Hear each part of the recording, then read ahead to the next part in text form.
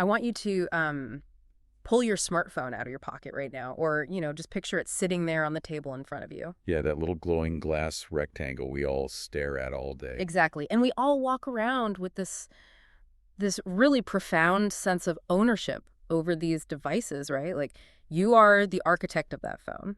You arrange the home screen exactly how you like it. You meticulously pick your apps. Right, you dive into the settings, maybe toggle your privacy preferences. Yeah. Or set up screen time limits to, try and stop doom scrolling at 2 a.m.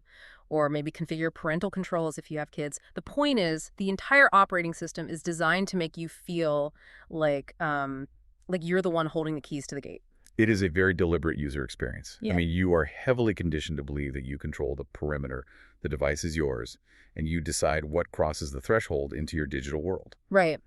But I want you to imagine a scenario where that control is, well, it's just an illusion. Oh, boy. Yeah. Like, what if the gates were locked or aggressively filtered miles and miles away, long before a single byte of information ever even reached your phone's antenna?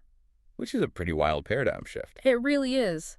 What if the cellular network itself, the actual invisible telecommunications infrastructure connecting you to the web, what if that was making those moderation decisions for you? Right. And we aren't just talking about filtering out like phishing scams or malware here. What if it was actively filtering the internet based on a very specific set of moral and religious values? Which completely shatters our traditional understanding of how our devices talk to the outside world. We are so accustomed to the underlying infrastructure acting as neutral plumbing. Right, like a pipe doesn't care what flows through it. Exactly. But this concept changes that pipe into an active editorial filter. Which is exactly the mission for today's deep dive. So we're looking at a pretty fascinating stack of sources today. We've got network architecture white papers, some policy op-eds from telecom watchdogs, and the founding press releases of a soon-to-launch U.S. cellular phone network. Yeah, a carrier that has been designed entirely from the ground up, specifically for the Christian community. Right. And we are exploring this massive collision between telecommunications hardware, digital privacy, and personal belief systems. And looking at the documentation we're reviewing, it makes it very clear this is not, it's not just a marketing gimmick. No, not at all. We aren't talking about a mainstream carrier partnering with some family-friendly browser app. This network represents a structural shift in the digital landscape. It's really challenging the basic architecture of information access in this country. Yeah, so I want to start by unpacking the actual mechanics of this, because I feel like that is where the story pivots from, just an interesting business model into a totally new technological frontier. For sure. The technical side is where it gets real. Yeah. So our sources highlight that this new network features these highly robust filters built to block two primary categories of information. So pornographic content and a very broad category described as, quote, gender-related material. And crucially, this is happening at the network level. Right. Now, I was trying to come up with a way to visualize the difference between app-level filtering and network-level filtering, and tell me if this makes sense. Think of the internet as your city's municipal water supply. Okay, I'm with you. Up until now, if you wanted to filter the water your family drinks, you went to the hardware store and bought like a Brita filter, right?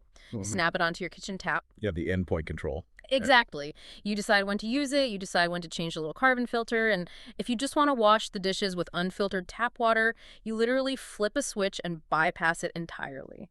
That is how traditional parental controls work on an iPhone or an Android. You apply the filter at the endpoint. Right, the endpoint being the piece of hardware you physically own. You bought the Brita filter, you own the tap. Exactly.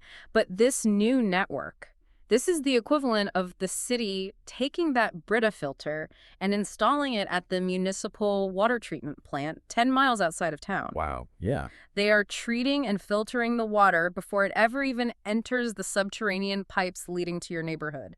So by the time you turn on your kitchen faucet, the filtering has already happened. You have absolutely no say in the matter once you sign up to pay the utility bill. That's a really good way to picture it. And to be clear, the source material explicitly states these filters cannot be turned off by the account owners.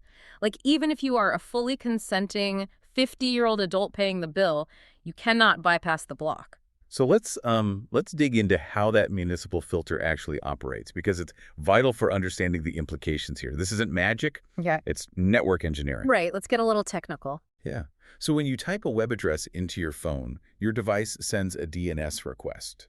DNS is basically the phone book of the internet. Yeah. It translates a human-readable name, like wikipedia.org, into an IP address that computers actually use to talk to each other. So the network acts as like a strict librarian holding the phone book.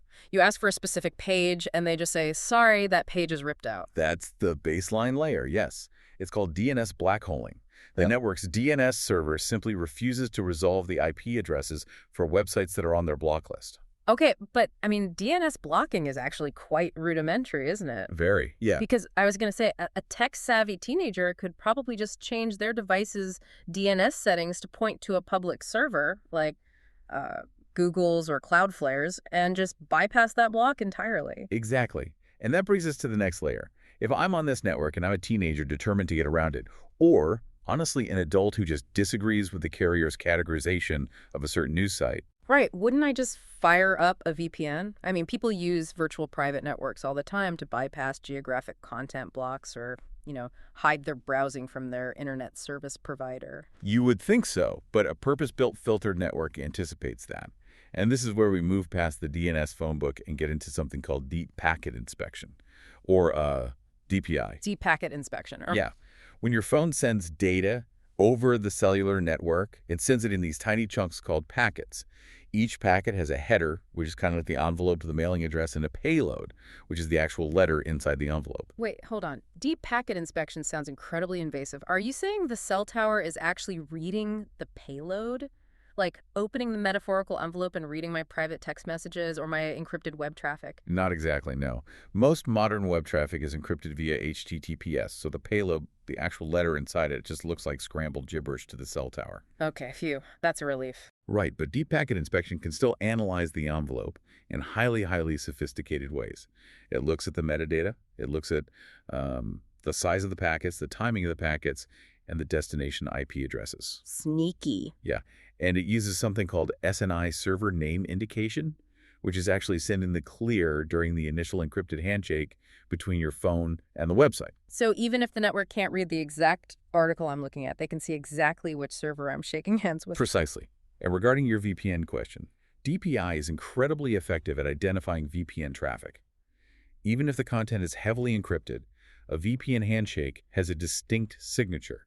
It has a specific rhythm and structure to the data packets. Oh, wow. So they don't even need to know what I'm looking at. No, the network just sees you using a VPN protocol, flags it as an attempt to bypass the municipal filter, and blocks the connection entirely. They can just block the standard ports used by, like, OpenVPN or WireGuard. That's intense. Yeah, they are building a digital walled garden where the walls are foundational infrastructure, not just, a line of code on your screen. Man. Well, if the wall is built that high and made of such dense technological concrete, we kind of have to pivot and talk about who is laying the bricks. Yeah, the philosophical side. Exactly. Yeah. Because the moment a telecom network physically enforces content blocking at the infrastructure level, you get this massive philosophical collision. And the debate here is intense. Our sources highlight deeply held values on both sides of this. Let's look at the supporters first. Okay. From the perspective of the consumers actively seeking out this service, this isn't about restriction. It's about security. It's about peace of mind and value alignment. Yeah, because the modern internet is just an exhausting environment for parents. And frankly, for many individuals who just want to avoid certain types of content, the traditional Brita filter endpoint controls you mentioned earlier, they often fail. Oh, constantly. Right. Apps crash, software updates reset your privacy toggles, and kids inevitably find workarounds on their physical devices. It's a constant game of whack-a-mole.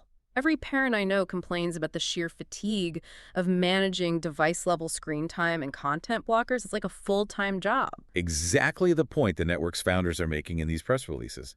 By moving the moderation to the network layer, that exhaustion is eliminated.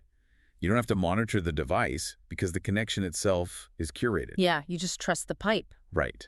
The market demand is very, very real for a service that rigorously aligns with a community's moral boundaries without requiring constant everyday vigilance. I do see the appeal of that peace of mind. I really do. But let me play devil's advocate here, because critics are looking at this exact same infrastructure and seeing a terrifying precedent for censorship and the throttling of information. Right, the other side of the coin. And, my initial thought is, Hasn't human society always self-segregated to some degree? I mean, 50 years ago, my grandfather only subscribed to one specific, highly conservative newspaper, and he never read the liberal paper from the next town over. He curated his information environment. How is choosing a conservative Christian cell phone network any different from choosing to only buy a specific magazine? It's a really fair comparison on the surface, but it breaks down when you examine the scale and the mechanism of the infrastructure. How so? Well, when your grandfather chose a newspaper, he was choosing one specific source of information among many. The newspaper editor made choices about what to print in that one paper.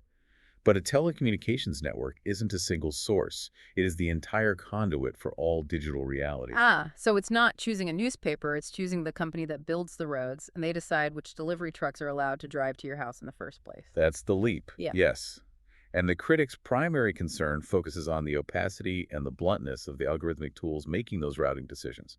Which brings up the most glaring logistical nightmare in all of our sources.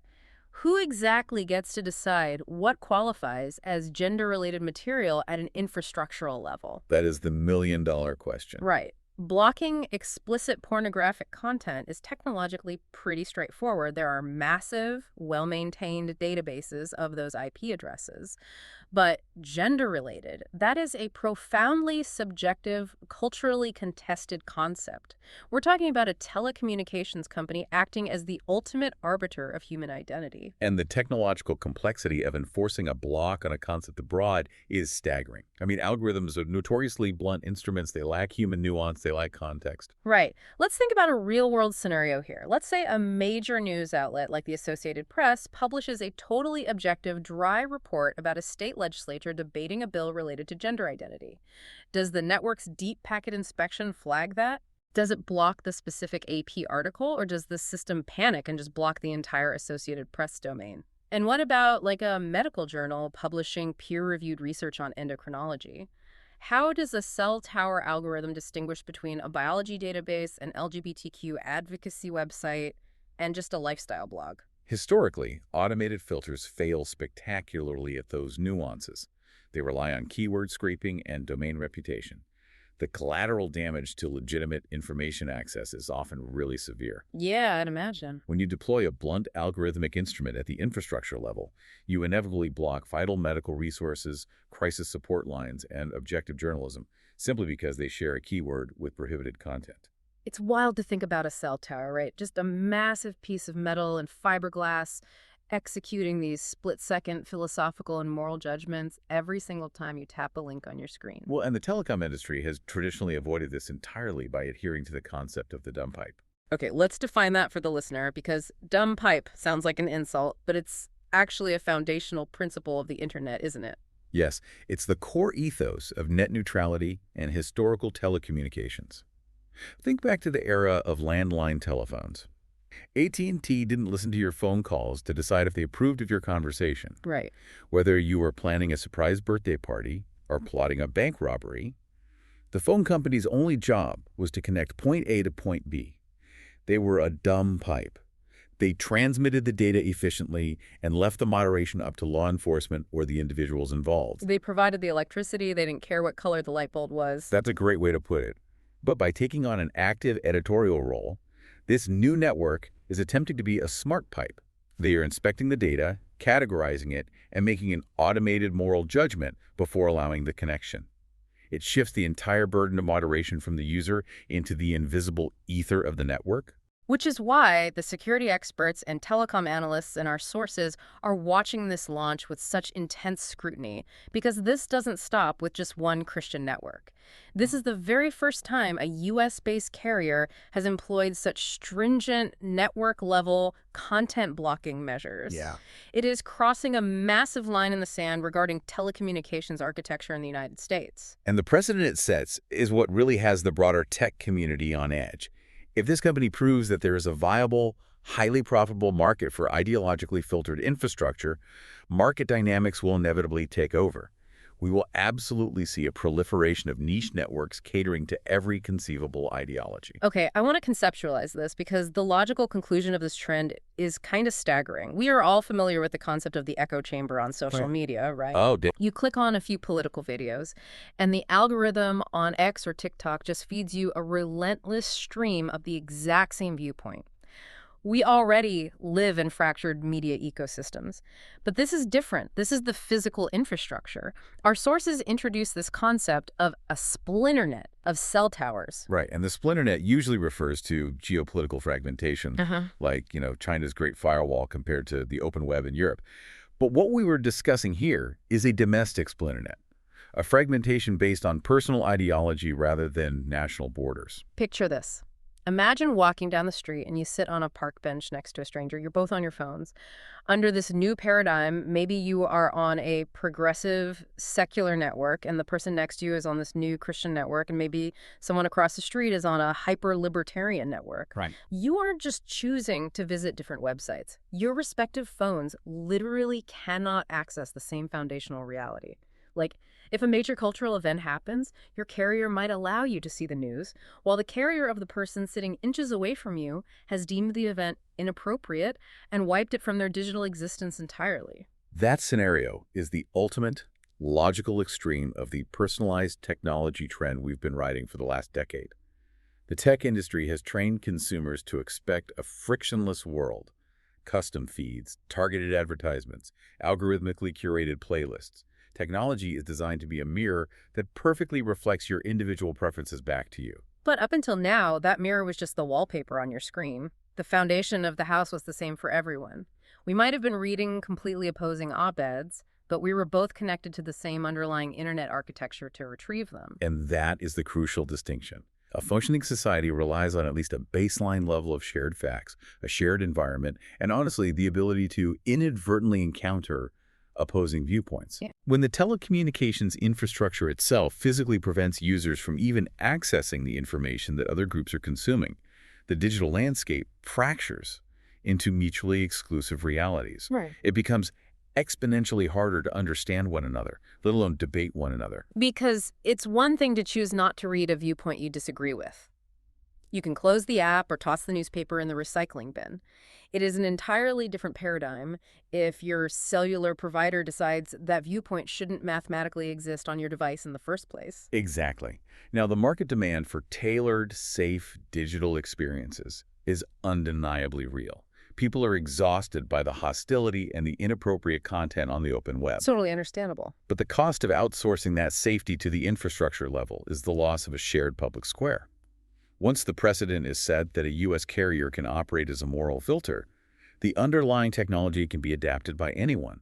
A network can be designed to, say, block news about climate change, or block information regarding reproductive health care, or block labor union organizing sites. Wow. The mechanism is politically agnostic. It just depends on who writes the algorithmic rules for the cell tower. It really forces you to realize that technology at this scale is never just a neutral tool. We are transitioning from an era of universal access into an era of curated realities, enforced by the very invisible signals we rely on to connect with the world. Yeah. And as consumers, we are caught right in the middle of this incredible push and pull. We crave control over our environments, we want to protect our values, and we seek out spaces that feel secure. But in outsourcing that control to the infrastructure, we risk walling ourselves off entirely. Finding the balance between the freedom to curate our lives and the freedom to access unrestricted information is it's going to be one of the defining infrastructural challenges of the next decade. It truly is. Well, we have covered a massive amount of ground today, from the technical realities of deep packet inspection to the philosophical dilemma of the splinter net. But as we wrap up this deep dive, I want to leave you, the listener, with something to mull over long after you take your headphones off. The sources we explored today really center on this tension between control and freedom. Yeah, it requires all of us to examine our relationship not just with the media we consume, but the invisible pipes that deliver it to us. So here's the final thought I want you to ponder. If our foundational digital infrastructure begins automatically filtering out ideas, concepts, or perspectives that conflict with our pre-existing beliefs, will we eventually lose the capacity or even the opportunity to ever change our minds? Because the perfectly frictionless, curated reality sounds comforting until you realize it leaves no room for discovery or for growth. It leaves no room for the unexpected.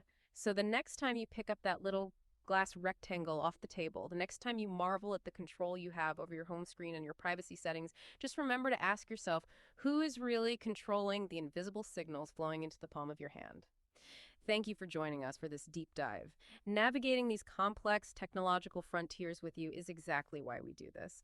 Keep asking the tough questions, keep examining the systems around you, and we will catch you on the next deep dive.